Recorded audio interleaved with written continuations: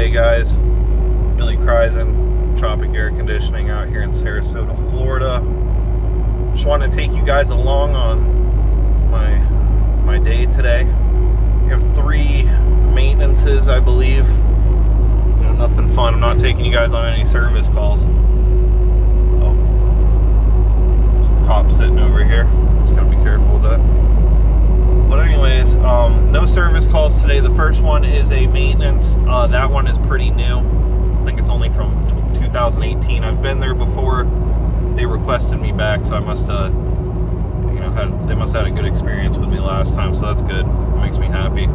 So I'll go and take good care of them on this first one, get their system all cleaned up. Probably not going to need anything considering it's from 2018, but if it does, I will definitely figure that out, and I'll let them know.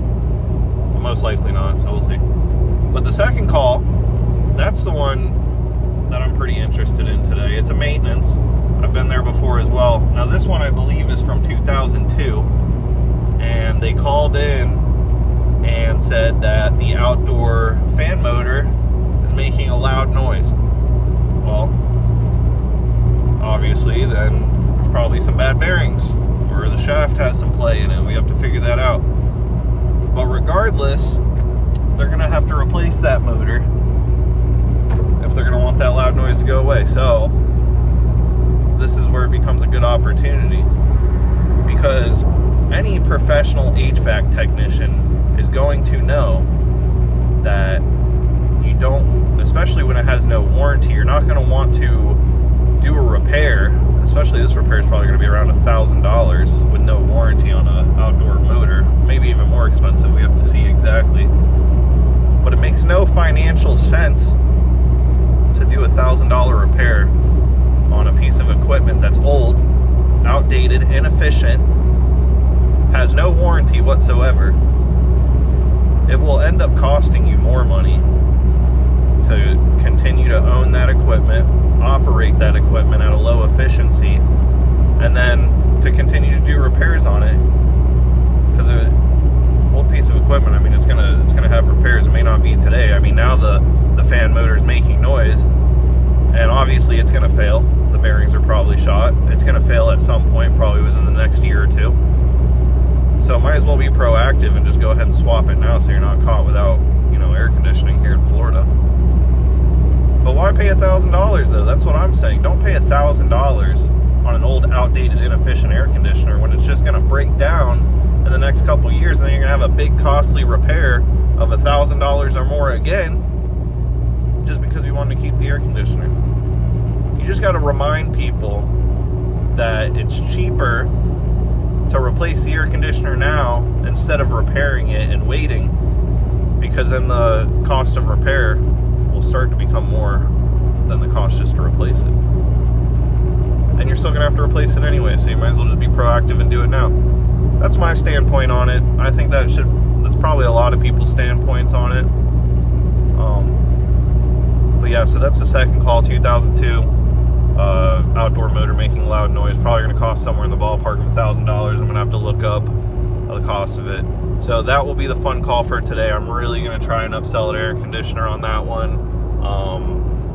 Not just because I'm incentivized to do that. I am. I'm not going to lie to you. Obviously, we get commission to upsell air conditioners or any products for that nature, but it's really easy to upsell an air conditioner when you actually need one. Like I said, it's a no-brainer. So, but yeah, so I'll explain that to them when I get there. The third call is just a maintenance. I don't think anything special on that one. I don't really have too much information. I'll have to figure that one out when I get there. But I will keep you guys updated, and I will show you what we end up getting into. So, see you guys soon. All right, so that was call number 2. That was the call that I thought was a bad outdoor fan, but when I got here, it was actually it was a blower motor. It wasn't getting any power, or was getting power. It wasn't coming on. It was a capacitor driven motor, had a 7.5 microfarad capacitor on it. I pulled that off. I checked that. It was a little weak, but I could have replaced the capacitor and you know, that motor still wouldn't have fired up, because I did go ahead and spin it. It was pretty locked up, a ton of resistance, and it was just super dirty on the inside. So I think just basically just the weight of the debris on the blower wheel probably just deteriorated the bearings in the motor, and it just locked up over time. Because I remember the last time I was here, it was the blower was making a loud noise. I just didn't remember, but yeah, it was making a loud noise, so the bearings were going at that time, and it did fail. So I didn't even give them a quote. Like I said, I didn't even give them a quote to replace the blower. I just went ahead and said my whole spiel. Hey, you know, this unit is from 2002, has no warranty. It's not going to be worth repairing the motor, because it's going to be, you know, as you know, it'd be over $1,000 repair, just like I was explaining earlier. Same thing with the blower motor. It would still be $1,000+ repair. That's all I said. Be $1,000+. Still have no warranty. You know, next year or 2 years from now, say the compressor goes out, there's another $2,500 down the drain, and you still got to replace the unit. So once I explained all that to them, hey, I can give you a brand new one. We did some financing on it. We worked out a good term. And the monthly payment was very affordable. It was actually only $76 a month. They put $1,200 down. So I don't know if you guys can see that, but there it is. You know, it's a signed contract.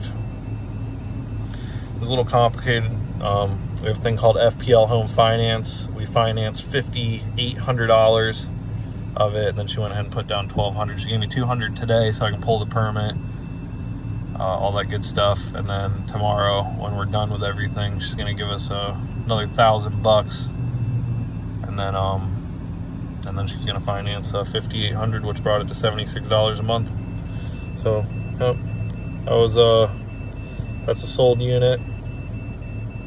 So yeah, just that easy. I know I couldn't record the conversation. It kind of sucks, but they were with me the whole time, and I just didn't want to, you know, start recording. But I do want to give you guys some more content of me actually working on the equipment. So I think I have one more call. I think it's just a maintenance. So we'll see what we can do there. But I just wanted to show you guys that I did sell the air conditioner. So that did made my day pretty nice. So see you on the next one.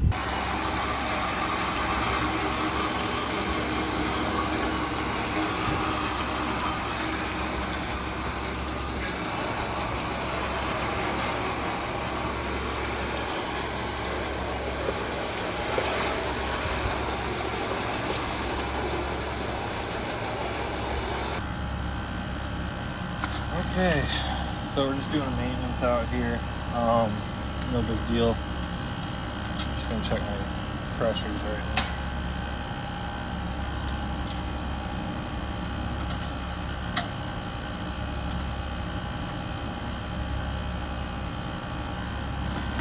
Okay, so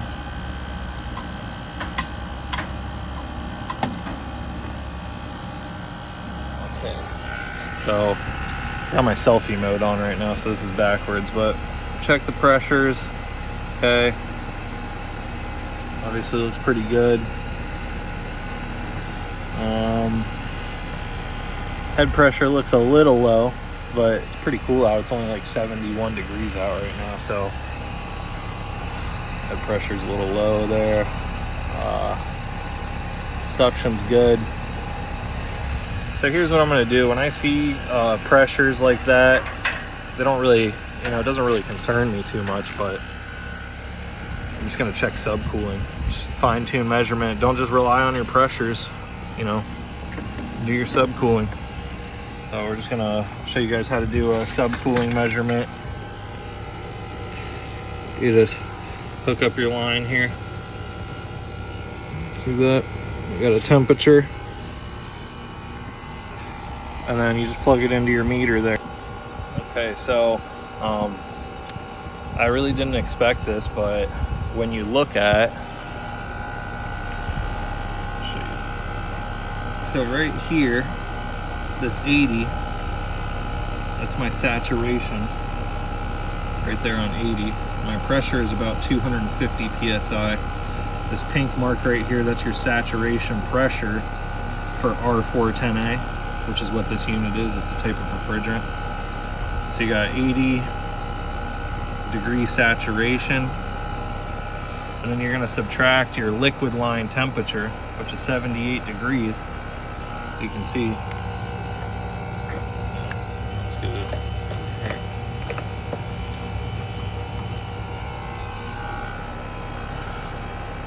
Yeah, 78 degrees to 80. Huh. Well, I think all you HVAC guys know that's pretty low. That's not what it should be. This unit should, I'll have to check the chart, but it should roughly be about 10 degrees, anywhere from 8 degrees to 12 degrees of subcooling. We only have 2 degrees, so I gotta figure this one out. Hopefully it's not leaking anywhere because it's only from 2021, so that's pretty strange. But anyways, let me figure out what's going on here. I probably gotta do a leak search on it, so I'll just keep you guys updated with that. See ya. Well, we're gonna leak search it. Oh yeah, it's that time. Okay. Well, I'm just gonna start off leak searching this outdoor condenser coil, compressor, everything out here. You know, in HVAC, this isn't really a situation you want to run into because it's like a brand new unit, 2021. We didn't install it, so that's good. At least we got that going for us. But you know, it has a full warranty. It has a 10-year parts and labor warranty. So, you know, now we got to track down a leak and repair it, all under a warranty most likely. So, no money to be made, but got to help the customer out, make sure they got coolant AC. That's part of the job. So I'm gonna rip this thing apart, start doing a leak search. I'll keep you guys updated. Okay, so I was looking for a leak, couldn't find a leak anywhere with I have an infrared leak detector. It's a field piece, SPK2, I think. Not the best leak detector in the world. It's infrared. But it's accurate, it works. I've used it many times, and it's a good little leak detector. But I couldn't find a leak anywhere. I couldn't, you know, I scanned everything. I scanned the condenser coil, the compressor, all the joints. There's even a filter dryer in these outdoor units on these York units. Checked that. Checked all the solder joints, the line set, the evaporator coil, the TXV. It had an exterior bulb mounted to the suction line. I checked that. And I couldn't find a leak anywhere. And, you know, I hate when that happens because you can't properly fix the issue. So right now we're just I've been putting some refrigerant in it. We've gotten the pressures up here a little bit, but I just want to show you that process just in case, you know, some of you younger guys don't know how to charge a air conditioner system. We'll kind of start showing you that now. So anyways, got my 410A here, a little rusted up. We're gonna go to our yellow hose here. I'm just using analogs, just 3-port, you know, not using any fancy digital gauges or anything. And we're gonna calculate subcooling. Like I said, I've already put some refrigerant in here. So we've gotten the pressure up a little bit more, as you can see there, but we're gonna start doing that. So anyways, for you younger guys, when you're charging an air conditioner, okay, first thing you're gonna wanna do is flip over your jug, you know. Oh, here, I'll just show you from start to finish. Okay, so you have your jug here, hook up your hose, obviously. Okay, this is already open, but when it's in the upright position, cracker open. And when you're charging a residential HVAC unit, this refrigerant here is liquid and gas. So the liquid sits at the bottom here and the gas is sitting up here. So when you're charging this unit, you want to charge it with liquid refrigerant. So you're gonna flip this over. Just trying to do it with one hand here, bear with me. Oh, not easy. Okay. Yeah, and don't judge me for not using a scale because I'm not even charging them for this. So if anyone says, oh, you're not using a scale, you're not weighing it in, come at me, bro, because I'm not even charging them for it, so I don't even need to weigh it in. I'm just gonna do it based off of subcooling and get these pressures right. But anyways, so once you got your jug flipped over, you got the liquid at the bottom, the liquid sitting down here. You're gonna come over here and we're gonna purge the air out of the line. And the way that you're gonna do that, you're just gonna crack this sucker open. You see the liquid coming out, so you can close it back up. Now we don't have any air in the line, we can start charging the system. So I'm gonna get these pressures up a little bit more, see what our, already put a little bit in here, give it a good shot. But the way that I charge it, I just charge it through my suction side here. I know you should have a some type of little thing right here that changes it from a liquid to a gas when you're shooting it in the vapor side. But honestly, I've been doing this for almost 6 years now, and I've always charged liquid into the vapor side, and I've never had any issues whatsoever. And I know a ton of you HVAC guys do it, so don't even come at me for it. If you want to be all proper, then yeah, but you know. So here we go, we're gonna start adding it in slowly.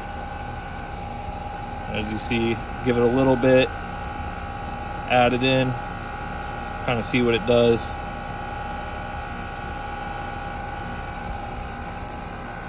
We're gonna do this based off of subcooling.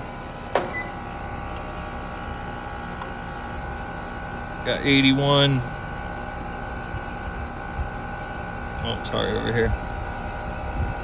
Got 81, we're at 90. So we got 9 degrees already. Like I said, I've already been charging it up, but we're gonna try and get about 10 degrees of subcooling. That's what this unit calls for.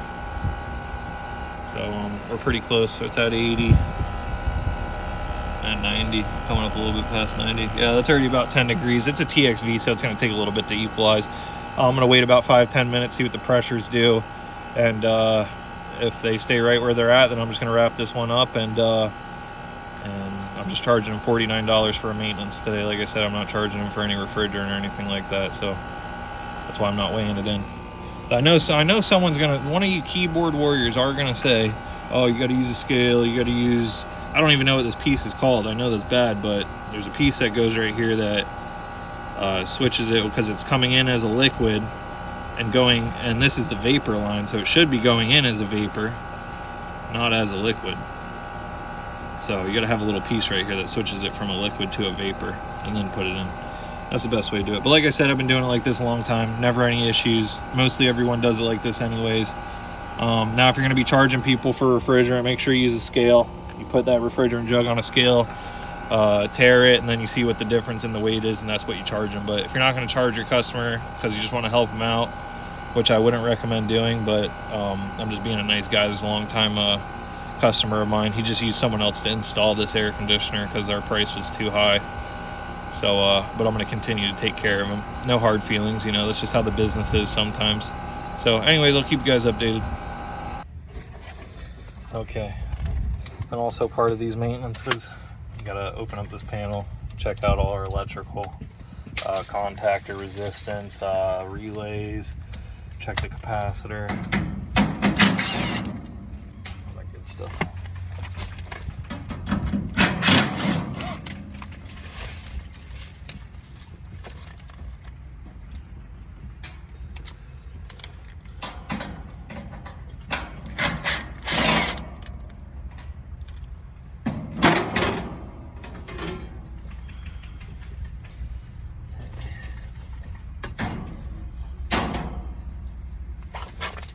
Okay.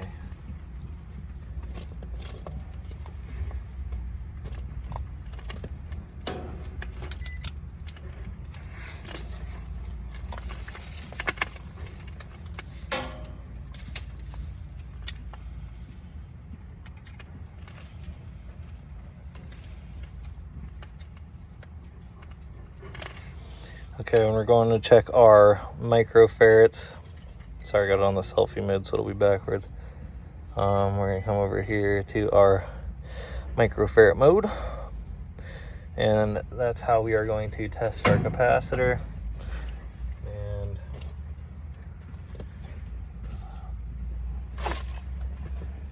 big wasp flying right next to my head. Okay.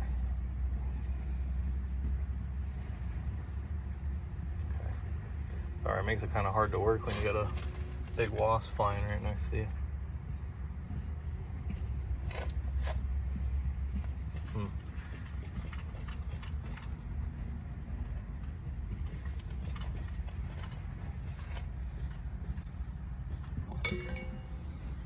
Yeah, I'm gonna go grab some wasp spray. I don't like wasps. Okay guys, so we're just going to check out this capacitor now. Just make sure I got a screwdriver here.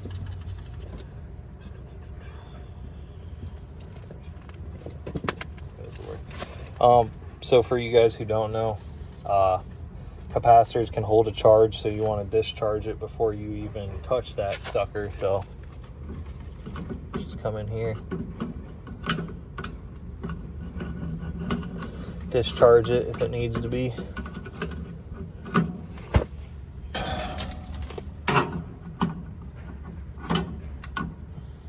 Or at least try to. Alright, there we go. Should be discharged.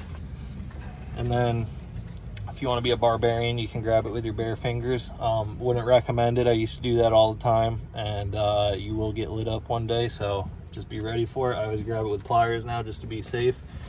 So you just want to check your microfarads. This one is rated for 40/5, so we're going to go ahead and check our compressor side. So that should be about 40. So I'm going to go ahead and pull that off there. Already in our microfarad mode. On there.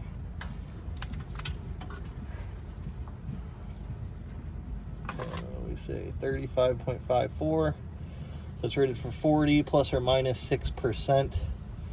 So 35.54 plus or minus 6%.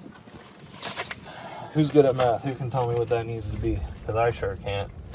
So let's figure it out. So 40, 10% would be 4. So 5% would be 2. So that would only be 38. So anything after 38, that needs to be changed out. Or anything under 38, that's 35.54. So let's see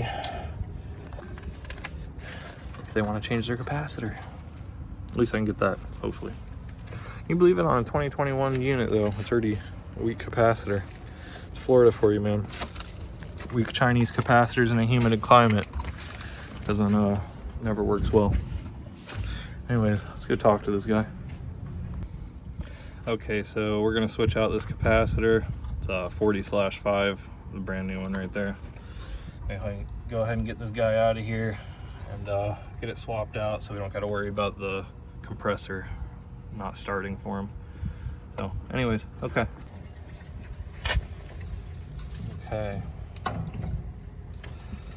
Now anytime before you're gonna start messing with any electrical, we should have done this from the get-go, but I just want to show you guys now. Always check your power coming in, because you do not want to get shocked at all. Okay, so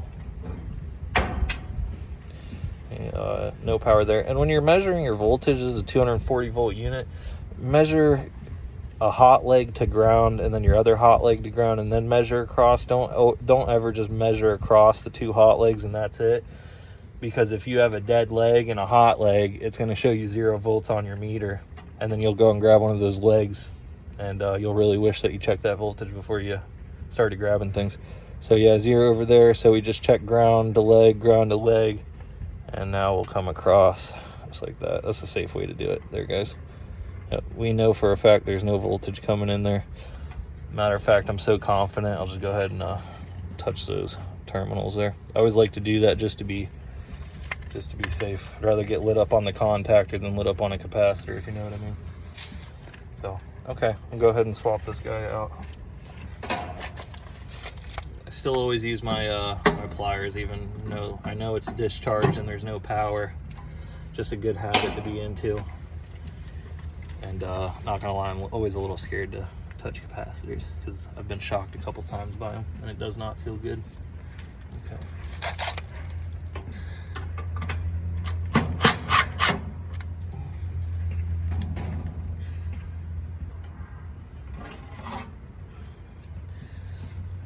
little 40/5. I know it's backwards, but I'm sure you guys know what that is. It's 40/5. And then our new one, so everyone can see, brand new. What does that say? 40/5. Look at that. Okay. So on this particular outdoor unit, the outdoor motor is not powered by a capacitor. It's powered by a has like an electronic control module. Well, I mean, obviously the electronic control module has a capacitor in it, but it's not powered directly off of your main dual capacitor right there. Only the compressor is. So just keep that in mind with some of these York units or anything that has a ECM motor, that it's not gonna have a wire running to your capacitor. It's gonna be powered straight off the module. So for this one, we are going to, this compressor is gonna be brown. So we're gonna find our Herm, which is right there.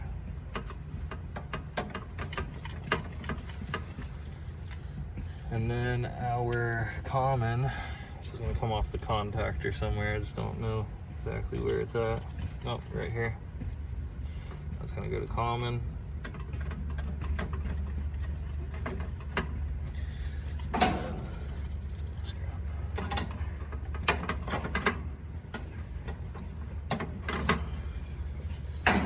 Okay, let's torque her down.